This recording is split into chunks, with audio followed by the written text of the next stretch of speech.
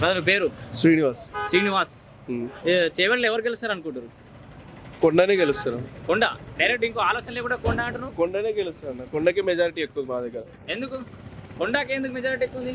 ఎందుకంటే ఆయన మంచి పనులు చేస్తారు కాబట్టి. గతగానే మేము మంచి పనులు చేసిండు. ఇప్పుడు మొన్న 10 ఏళ్ళ దాకానేమో వాళ్ళే ఉండే బీఆర్ఎస్ ఉండే. అది ఇప్పుడు ఆయనకు సపోర్ట్ లేకుండే అన్న. సపోర్ట్ ఇయ్యలేరు ఆయనకు. ఎందుకు బాబు కొండ విశ్వేశ్వరరెడ్డి. అరే కాదు, ఇప్పుడు రంజిత్ రెడ్డి కూడా బాగా పైసలు ఉన్నాయి. ఏం పైసలు ఉన్నాయి? లొట్టవి ఒక్క రోజు కూడా రాలేదు. శంకర్పల్లి ఎవరు రంజిత్ రెడ్డి? కాంగ్రెస్ అంటున్నారు. ఎవరు రంజిత్ రెడ్డి ఒకసారి రాలేదా? రాలేడు, ఏం పని చేయలేడు. ఇప్పుడు ఇక మరి కాంగ్రెస్ అధికారం అధికారం ఉండని, ఇక్కడ ఇది ఉండని, అక్కడ అది ఉండని. కేసీఆర్ నియంత పాలన వల్లనే పాపం రంజిత్ రెడ్డి వేయలేకపోయాడు. కాంగ్రెస్ లో పోయిండు చేస్తాడా అంటారు. ఇప్పుడు ఈయనకే కొండకే లాభం. అది ఎవరిది? రంజిత్ రెడ్డిది. రంజిత్ రెడ్డికి టికెట్ కొండకే లాభం అవుతుంది. మళ్ళీ ఆయనకి ఎట్లా ఇస్తారు? వేయరు కదా, పని చేయలేడు కదా, మళ్ళీ ఆయనకి ఎట్లా ఇస్తారు చెప్పు? ఇప్పుడు డబ్బులు బాగున్నాయి కొండ విశ్వేశ్వరరెడ్డి దగ్గర. పార్టీ పరంగా అయితే కాంగ్రెస్ కేసు ఉంటుంది. అయితే వాళ్ళ కింద జంపా ఇచ్చినందుకు కాబట్టి విశ్వేశ్వరరెడ్డికి. ఎన్ని పైసలు తీసుకుంటావు? ఎవరు? రూపాయి చిన్న పైసలు తీసుకోకుండా ఖచ్చితంగా బాబు ఛాలెంజ్ ఏంది? మా లోకల్లో ఎలక్షన్ అయితే అందరికి 5,000 ఇస్తే రూపాయి తీసుకోకుండా ఓటేసిన నేనే. నేనే కాదు, మా ఇంట్లో 8 ఓట్లు ఉన్నాయి, 8 ఓట్లు వేయించింది. ఒక్క రూపాయి తీసుకోకుండా రూపాయి. మళ్ళా అరే ఇప్పుడు గిట్లే మాట్లాడుతూ ఎలక్షన్ లో రేపు ఎలక్షన్ అనగా రాత్రి ఇప్పుడు అట్లా అంటున్నావు కదా. మా కాన్స్టేబుల్ ఉన్నాడు, ఈయన మా పక్కకే ఉంటాడు, పోయి అడుగుదాం.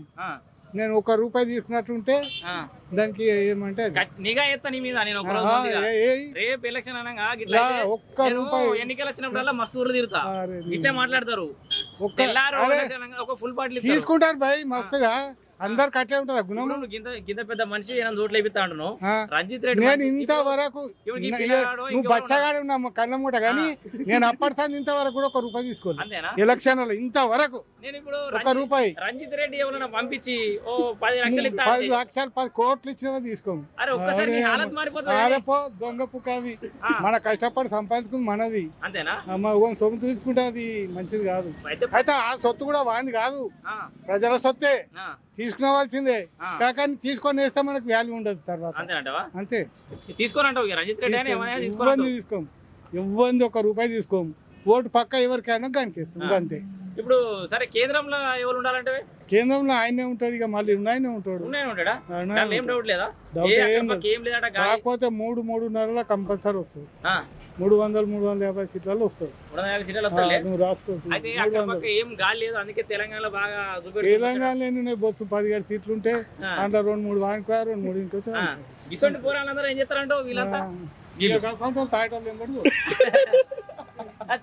అంటే సీనియర్ సిటిజన్ల అభిప్రాయం అట్లుంది. మేమైతే బీజేపీ కూడా సీనియర్, మాక్సిమం యూత్ మొత్తం బీజేపీ. బీరు బిర్యానీ ప్రతిరోజు ఎలక్షన్ రాగానే అవు బాబు బీరు బిర్యానీ ప్రతిరోజు యూత్ కి ఫెస్టివల్ అయిపోతుంది ఎలక్షన్ అంటే. అట్లేం లేదన్న, అట్లేం లేదు. వాళ్ళంత తిన్నా చేసినా గానీ బీజేపీకి అయితే ఓటేసారు ఈసారి. ఇప్పుడు విశ్వేశ్వర రెడ్డి గ్రౌండ్ లో ఉంటాడా? అంటే డౌన్ టు ఎర్త్ ఉంటాడా? జనరల్ గా అంటే మనం అనుకుంటాం కొంత ఫైనాన్షియల్ వెల్ సెటిల్, వాళ్ళ తాత కాలం నుంచి మంచి పేరు బాబు. మంచి నాయన తాత పేరు మంచుకున్నది, కాకపోతే వ్యక్తి మంచోడు. రంగారెడ్డి జిల్లా ఆయనదే కదా, వాళ్ళ తాత పేరు వల్ల వచ్చింది. మరి వాళ్ళ తాత పేరు నిలబెట్టిండు ఆయనే. నిలబెట్టిండు అంతే అంటవా? ఏం ఖరాబ్ చేయలేదు, ఎప్పుడేం చేయలేదు ఆయన. ఆయన మీద ఆరోపణలు ఏం రాలేదు. అది చేసి ఆయన మీద ఏం ఆరోపణలు లేవు. ఇప్పుడు రంజిత్ రెడ్డి మీద ఉన్నంత ఆయన మీద ఉన్నది చూపెట్టు. అంతేనా? బుక్కనాలు కానీ అవి కానీ ఈయన మీద ఉన్నాయి. ఎంతగానో కూడా తాతల సంపాదించుకునే ఉండొచ్చు, ఉండొచ్చు అంతే. పబ్లిక్ మీద అయితే ఆయన మీద ఆరోపణలు ఎక్కువ లేవు కదా. ఇప్పుడు సరే కాంగ్రెస్ రంజిత్ రెడ్డి ఉన్నాడు కదా, ఆయన దగ్గర పైసలు ఉండొచ్చు. కాంగ్రెస్ అధికారంలో ఉంది, రేవంత్ రెడ్డి అధికార పార్టీ అనగానే జర ఎక్కువ ఎఫర్ట్లు పెడతారు. మరి జర అటు ఇటు వాళ్ళు గెలిచే ఛాన్స్ ఏం కనబడతలేదా? ఈయనైతే గెలవాడు, రంజిత్ రెడ్డి మాట గెలవాడు ఛాన్స్ లేదు మొత్తానికి. ఇలా ముఖం చేసిన కొన్ని వర్తాయి ఓట్లు కానీ గెలవాడు. ఇది మీది శంకర్పల్లి లోకలేనే? లోకలే, పుట్టి పెరిగింది ఇది. సో శంకర్ ఒక ముచ్చట మాట్లాడుకుందాం. ఇప్పుడు ఈ మొత్తం చేవెళ్ళ పార్లమెంట్ నియోజకవర్గంలో ఇప్పుడు ఇటు చేవెళ్ళ ఉంది, ఇంకో 2, 4, 7, 5 కాన్స్టిట్యూన్స్ ఉన్నాయి కదా. చేవెళ్ళ ఎట్లా ఉంటుంది బలం?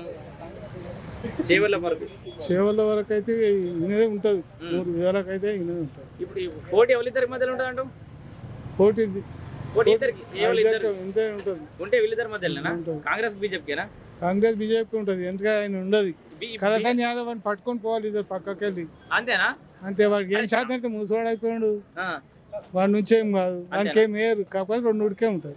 బీఆర్ఎస్ పని అయిపోయిందంటవా? అదే అయిపోయినట్టే ఇంకేం అంతేనా? ఏ గెలుతారట ఈసారి మళ్ళా గెలిచి కాంగ్రెస్ ప్రభుత్వాన్ని కొలగొడతారట? ఇంకేమైనా భూములు ఉన్నాయో చూపెట్టు. అంతేనా? భూములు కూడా ఏం లేవు, భూములు ఏడలేవా? గౌటాన్స్ ఉంటే పెద్ద పెద్ద ఉంటే చూపెట్టు, గెలుస్తారు మళ్ళా. అంతేనా? పైసలు పంపుతారు. ఏం చేవెళ్ళ ప్రధానంగా ఏం సమస్యలు ఉన్నాయి? పెద్ద నేల నుంచి ఏ రాజకీయ పార్టీ వచ్చినా ఎవరు అధికారంలో వచ్చిన రైతులు పెండింగ్ ఉన్నాయి పనులు ఏమైనా ఉన్నాయా? ఉన్నాయి మస్తు. ఎన్ని లేవు, అవన్నీ ఏం లేవు అన్నట్టు. పేదలకి ఎవరికి వచ్చినా లాస్ట్కు వాడైనంతే వీడైనంతే. కొంచెం ఓ వ్యక్తి మంచి కూడా ఇంటికి వాళ్ళని సద్రం పడి చూసుకుంటారు అంతే.